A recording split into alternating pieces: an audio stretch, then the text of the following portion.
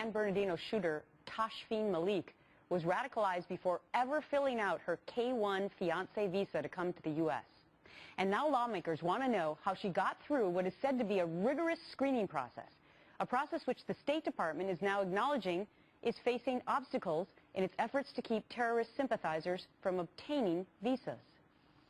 It's not really recognized that the people who are interviewing these visa applicants out in our embassies and consulates around the world tend to be very junior foreign service officers who don't want to be doing that job because, rightly or wrongly, I think wrongly, consular affairs is not viewed as a priority at the State Department. It's not the road to achievement.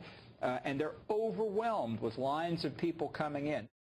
Joining me now is Dan Stein, president of the Federation for American Immigration Reform and an immigration attorney. Great to have you on The Real Story. We just heard John Bolton, his real story, that the State Department and everyone else, they're overwhelmed by these visa requests. Would you agree with that? Well, sure. The State Department, USCIS, they handle 12 million non-immigrant visa applications every year. It's about 50,000 a day. The consular officer, the junior officers, as John Bolton said, they tend to be very low level right out of the box. This is their first job. And this administration has been pushing and pushing for rubber stamping all the different non-immigrant visa categories.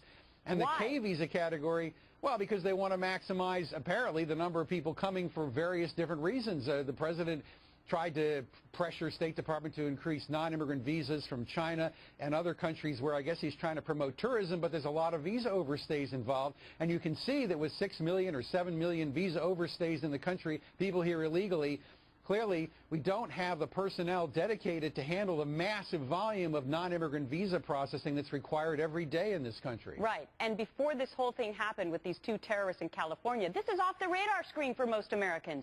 We're not sitting at home wondering how many thousands of visas are being issued and granted with all these people coming to the United States.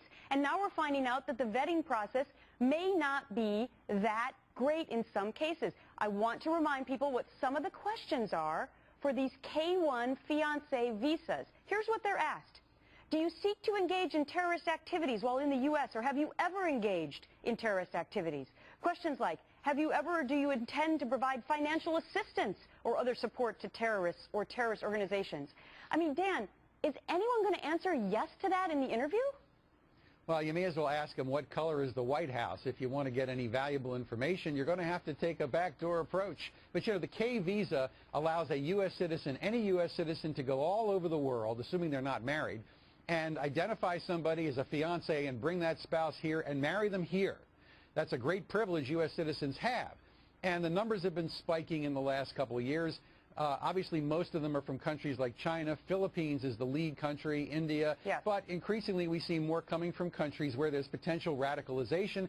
We learned from San Bernardino, if the State Department, the FBI, if these data checks don't turn up evidence, ISIS is clearly getting better at hiding the radicalization process. They're learning how to game the system. Yep. The K visa program, easy way. Because you have a better chance of winning the lottery than getting turned down for a K visa. It's a fast track in. Wow. Pretty scary stuff, and we're about to get into those numbers. Dan Stein, thank you.